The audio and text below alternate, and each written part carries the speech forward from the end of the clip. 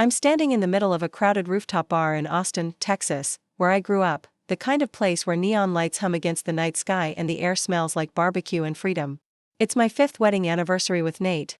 And I'm wearing a navy dress that hugs my curves just right, the one he said made my eyes pop. The band's playing some soft country tune, and the string lights above us flicker like they're whispering secrets. 50 people are here, friends, coworkers, my sister Ellie, sipping cocktails and laughing like this is just another Saturday night. But it's not. Not for me. Not after what I found out 2 weeks ago. Nate's across the rooftop, holding a whiskey glass, charming the socks off some tech bro from his startup. He's got that grin, the one that hooked me back when we were just kids sneaking beers by Lake Travis. I used to think that grin was mine alone. Now I know better. I'm clutching a glass of rose, my knuckles white, my smile practiced. Nobody here knows what's coming. Not even Nate. But I've been planning this for days, and tonight, I'm done pretending. I grew up in a little house off South Congress, where my mom taught me how to make pecan pie and my dad taught me how to spot a liar. Look at their eyes, Sarah, he'd say. Truth, don't fidget.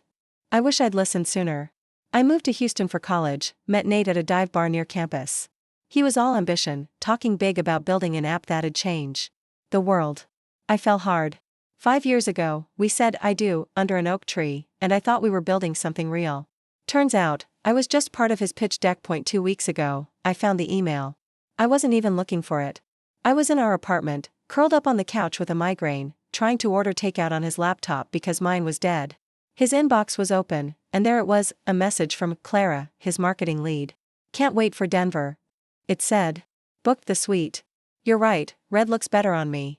My stomach dropped. Denver was his work trip next month. I clicked through, hands shaking, and found a thread going back months.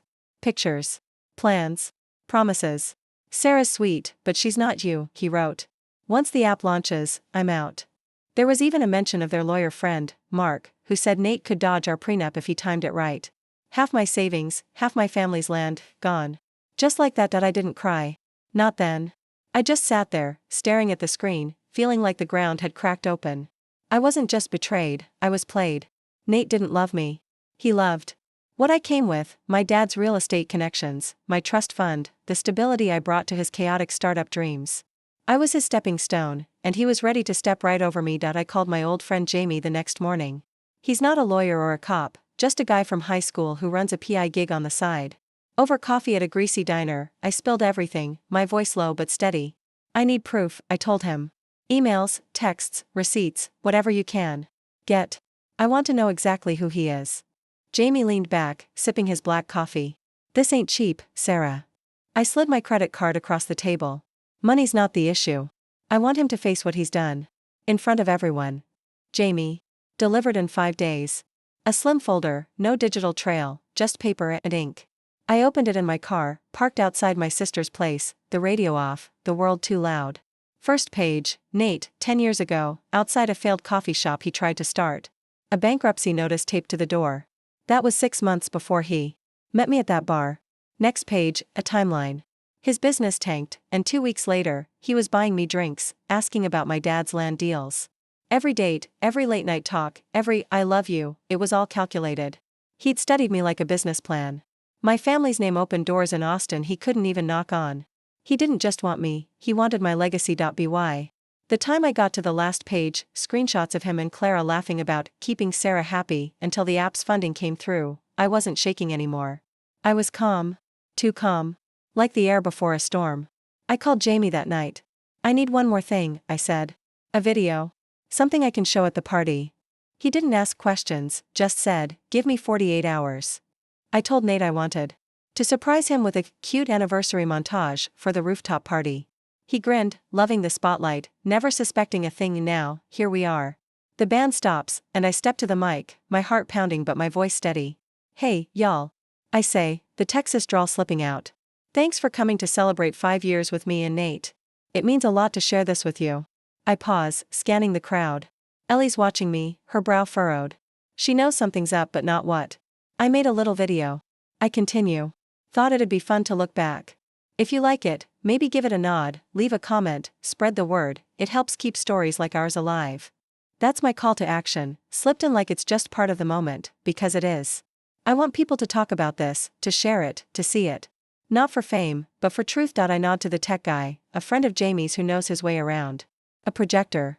The screen behind me flickers, and the crowd hushes. The first frame is our wedding, me in a lace dress, laughing, Nate looking at me like I'm his world. But I know what's coming next. Nate's smile fades as he glances at me. Confused. Sarah, what's this? He mutters, but I don't answer. I just watch the screen, my hands steady, my heart ready to break open the lie we've been living. The projector hums behind me, and the rooftop goes dead quiet. The Austin skyline sparkles below, but every eye is on the screen. Nate's standing a few feet away, his whiskey glass frozen midair, his grin gone. The video shifts from our wedding footage, me smiling like a fool in love, to something else entirely. A grainy clip, timestamped last month, shows Nate in a hotel lobby in Dallas. Clara draped on his arm. They're laughing, her hand brushing his chest, his eyes darting like he's checking for witnesses. The crowd murmurs. Someone whispers, "Is that?" "Yeah, it is." I don't look at Nate. I can't. My heart's pounding so hard it feels like it's bruising my ribs, but I keep my face steady, my hands clasped in front of me like I'm just watching a movie. The screen cuts to a screenshot of an email, blown up for everyone to read. Sarah's clueless, Nate wrote to Clara. Once the app's funded, I'm filing. Mark says the prenup's got loopholes. Gasps ripple through the crowd. My sister Ellie's hand flies to her mouth. Nate steps toward me, voice low but sharp. Sarah, turn this off. Now. I don't move. I don't even blink. The video's doing the talking for me. Next comes a voice recording, Nate's voice, smug and clear, captured by Jamie's tech guy who'd bugged his office. She's too busy planning dinner parties to notice, he says. By the time I'm done, I'll have the land, the money, everything. The word land hits like a punch. My family's acreage outside Austin, the one my dad left me, was Nate's real prize. Not me. Never me. The crowd's shifting now, uncomfortable, some looking away, others glaring at Nate. My best friend Tara, who's been sipping a margarita all night, sets her glass down hard, her eyes burning. Nate tries again, louder this time. This is a setup, Sarah. You're embarrassing yourself. I turn to him, slow, deliberate, and meet his eyes for the first time all night. Embarrassing? I say, voice calm but cutting. No, Nate. This is just the truth catching up. The screen shifts again, and there's a photo of him and Clara in what I recognize as my scarf, the one my mom knitted for me last Christmas. There in his office, after hours, her sitting on his desk like she owns it. The timestamp, 2 weeks ago, when he told me he was working late. The rooftop feels like it's holding its breath. Nate's face is ghost white, his jaw tight. Clara's here tonight. I made sure she was invited, told Nate it was only fair his team be included. She's by the bar, her red dress too bright for the shadows she's trying to hide in. Her eyes are wide, panicked, like a deer caught in headlights. I don't feel sorry for her. Not after the texts I read, the ones where she laughed about me being too soft to fight back. The video pauses on a still of Nate's email to Mark, their lawyer friend. Make sure the divorce papers are ready post-launch, it reads. I want half her estate clean. The crowd's murmurs turn to outright whispers. My dad's old business partner, Tom, stands up, his face red with anger. He's known me since I was a kid, used to sneak me extra cookies at company picnics. You son of a, he starts, but I raise a hand, gentle but firm. Let it play, Tom, I say. He sits, but his fists are clenched. The final clip is the one that hurts the most. It's not about Nate or Clara. It's my daughter, Lily. 4 years old, sitting on our couch last week. I'd set up a camera, told her we were making a video for Daddy's big day. Why's Daddy always gone, she asks, her little voice breaking. Does he not like us anymore? My voice, off-screen, says, he's just busy, baby. But Lily's eyes are wet, and she hugs her stuffed bunny tighter. I miss him, she whispers. The screen freezes on her face, and I hear someone in the crowd sniffle. Maybe it's Ellie. Maybe it's me. The projector clicks off, and the string lights seem too bright now, exposing every crack in Nate's perfect mask. He's shaking, not with fear but with rage. You're using our kid against me, he hisses, stepping closer. I don't back away. No, I say, loud enough for everyone to hear. I'm showing what you've done to her. To us. You don't get to hide anymore. I pull an envelope from my purse, plain white, heavy with the divorce papers I had drawn up yesterday.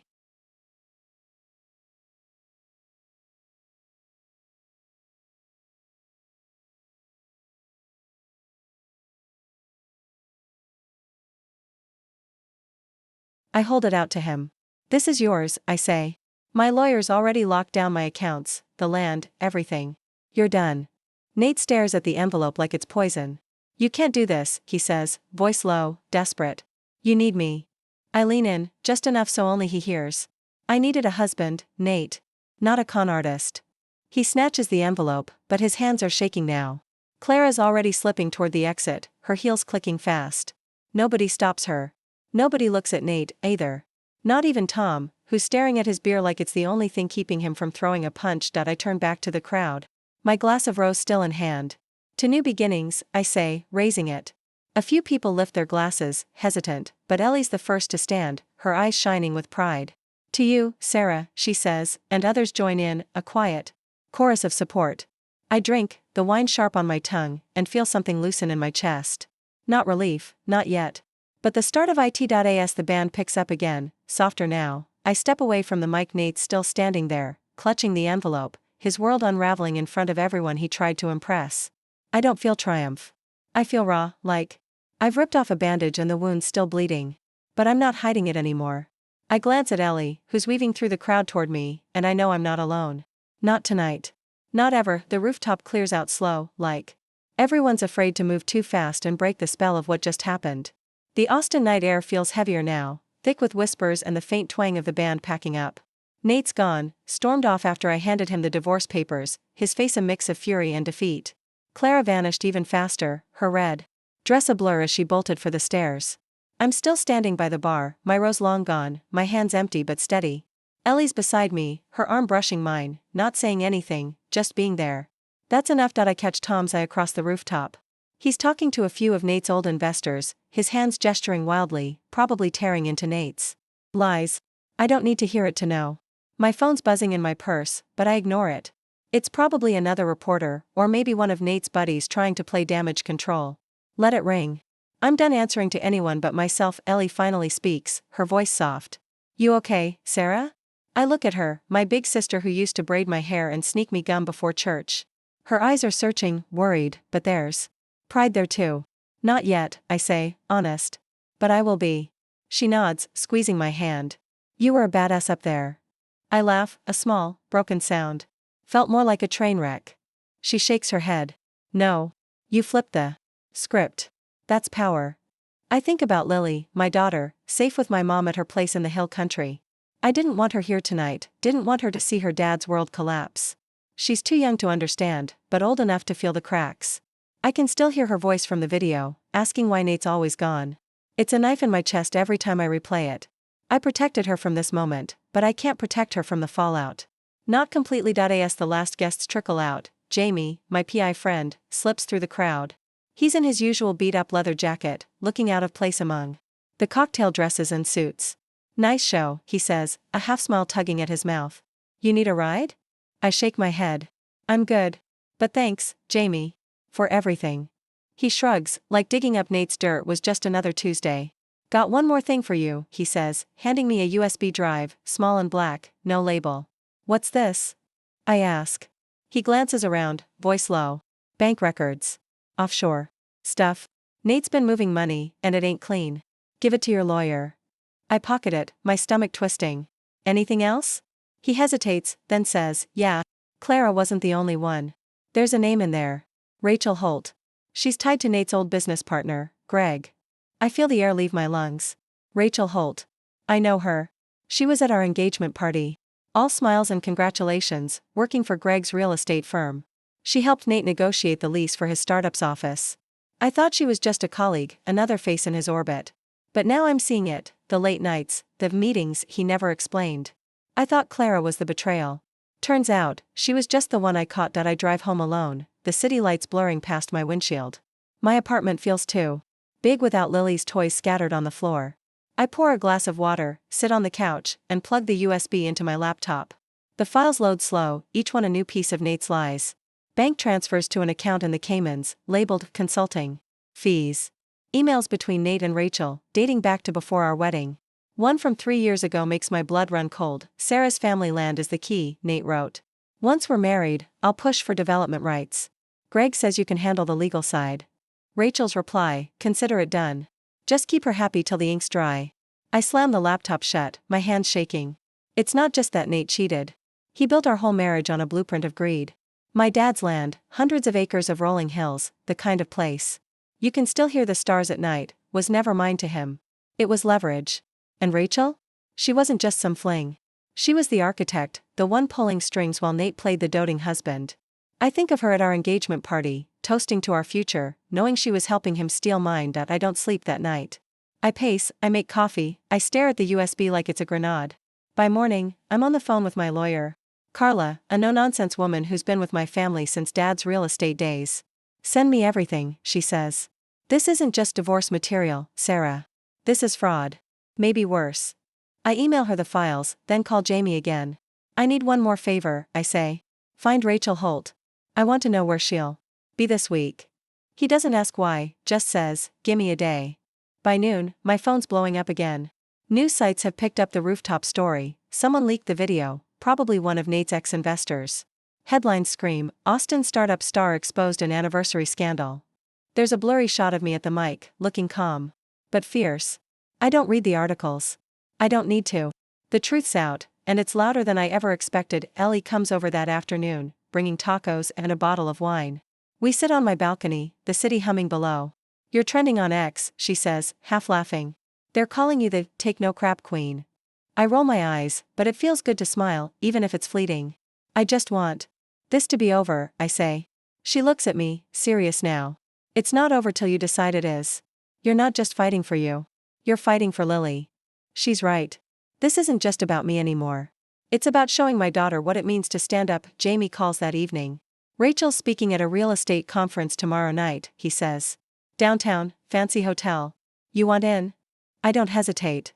"Get me a ticket." I'm not done yet. Nate took the stage last night, but Rachel? She's about to face an audience of her own. The downtown Austin hotel glitters like a jewel. Against the night sky, all glass and sharp angles, the kind of place where deals are made over $20 cocktails. I'm here for the real estate conference where Rachel Holt's speaking, her name printed in bold on the program, keynote, "Navigating Legal Landscapes in Texas Land Development." The irony makes my jaw clench. I'm in a black dress, simple but sharp, my hair pulled back, no makeup to hide the fire in my eyes. Jamie got me a ticket, no questions asked, and now I'm walking through the lobby, heels clicking on marble, feeling like I'm marching into a fight I've already won. I slip into the ballroom just as the lights dim. Rachel's already at the podium, her voice smooth, practiced, like she's never doubted herself a day in her life. She's in a cream suit, hair pinned up, looking every bit the polished professional who helped Nate plan my downfall. I take a seat near the back, blending in with the crowd of suits and power dresses. My heart's racing, but my hands are steady. I've got Jamie's USB in my purse, a copy of the files I sent to Carla, my lawyer. And I've got something else, a plan to make sure Rachel knows I see her. Her speech is all buzzwords: sustainability, opportunity, legacy. I almost laugh when she says that last one. Legacy. That's what Nate wanted, my family's land, my dad's name, the kind of power you can't buy without a ring and a lie. I wait, patient, as she wraps up, the crowd clapping like they're eating it up. The moderator opens the floor for questions. I stand, slow and deliberate, and every head turns. Rachel squints into the lights, her smile faltering when she spots me. "Sarah," she says, voice catching, like she didn't expect me to show up in her world. "Hi, Rachel," I say, my voice clear, carrying across the room. "Great talk.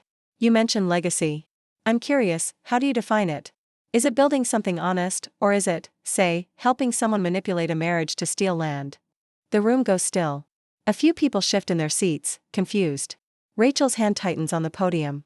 "I'm not sure what you mean," she says, but her eyes are darting, looking for an exit. I step closer, into the aisle. "Let me clarify. I'm talking about emails you sent Nate, my husband, 3 years ago. The ones where you laid out how to use my family's land for your deals. The ones where you called me easy to handle." Gasps ripple through the crowd. The moderator tries to cut in, but I keep going. "I've got the proof," I say, holding up the USB drive. "Bank records, too. Offshore accounts, tied to you and Nate. You didn't just help him cheat, you helped him steal."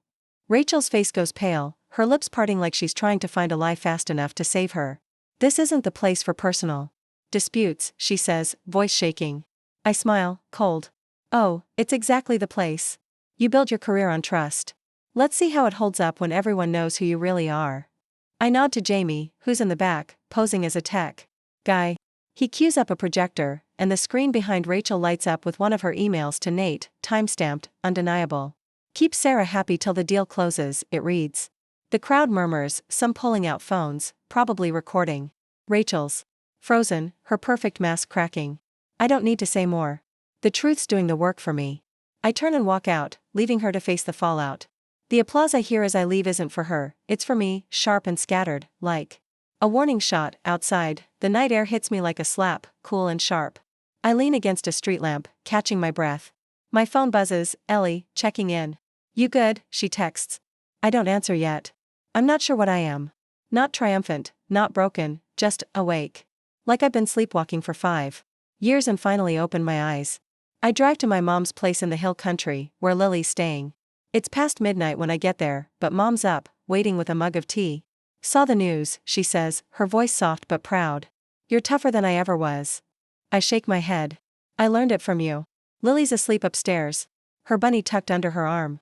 I sit by her bed, watching her breathe, her little chest rising and falling. She's the reason I'm doing this, not just for me, but for her, so she grows up knowing her worth isn't tied to someone else's lies. I kiss her forehead, whispering, we're gonna be okay. And for the first time, I believe it. The next morning, Carla calls. The USB files are gold, she says. Nate's looking at fraud charges, maybe conspiracy. Rachel's name's all over it too. The DA's interested. I'm stirring coffee I won't drink, staring out at the hills. What about the land? I ask. Locked down, she says. Your dad's trust is ironclad. Nate gets nothing. I exhale, a weight lifting. My dad always knew how to protect what mattered.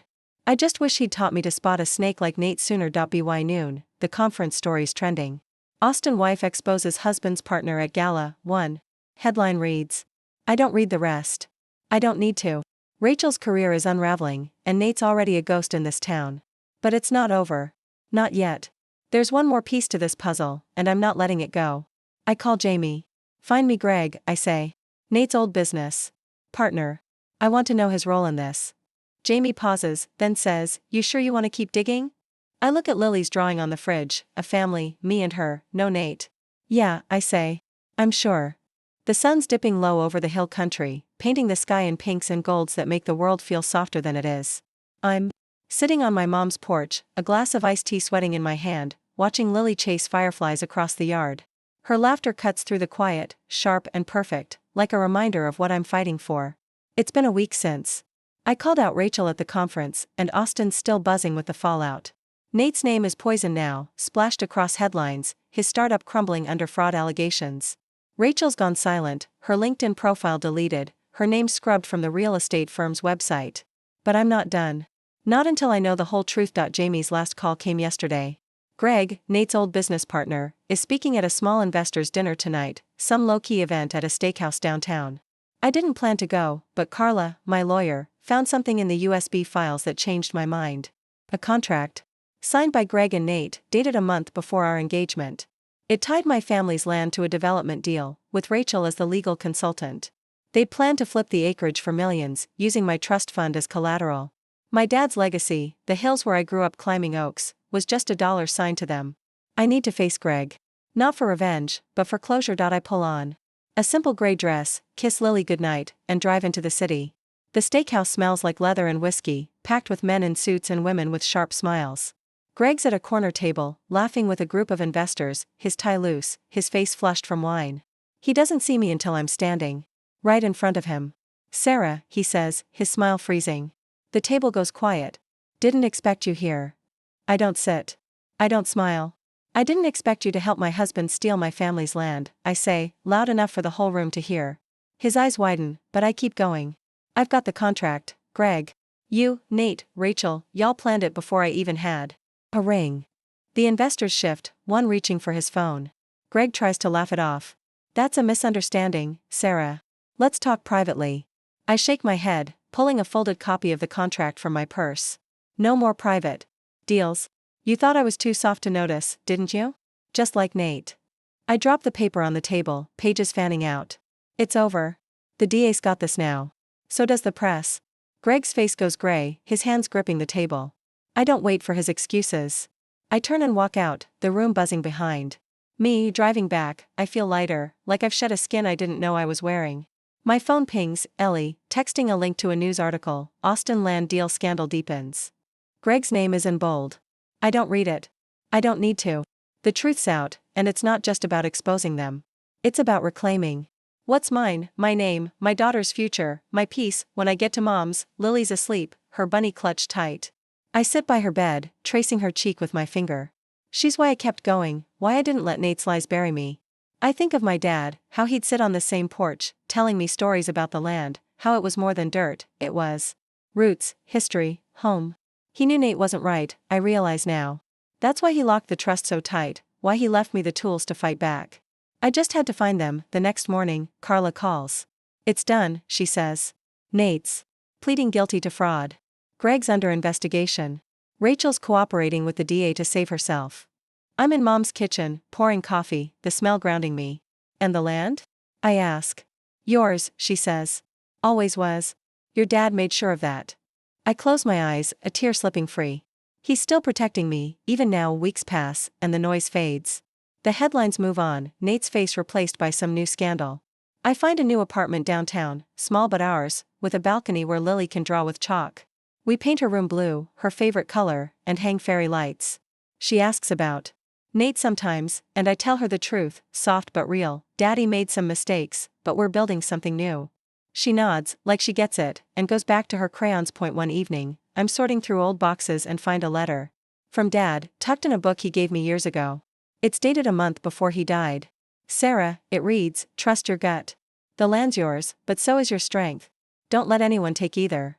I laugh through tears, picturing him writing it, knowing I'd need it someday. He saw what I couldn't, and he left me a map to find my way back. I start working again, taking over Dad's real estate projects, not as a figurehead but as the boss. The board respects me now, not just my name. Ellie visits often, bringing tacos and stories, and Mom's softer these days, less worried, more present.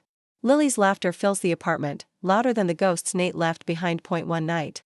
I'm on the balcony, sipping wine, the city lights winking below. Jamie drops by, no envelope this time, just a six-pack and a grin. You did it, he says. I shake my head. We did it. He chuckles, cracking a beer. Your trouble, Sarah. I smile, real this time. Good trouble. The stars are out, and for the first time in years, I feel free. Nate, Rachel, Greg, they built a cage, but I broke it open. Not with anger, but with truth. And that truth? It's not just mine. It's Lily's, it's Dad's, it's the legacy I'll pass down. Not land, not money, but the kind of strength that outlasts betrayal. The kind that says, you can hurt me, but you can't keep me.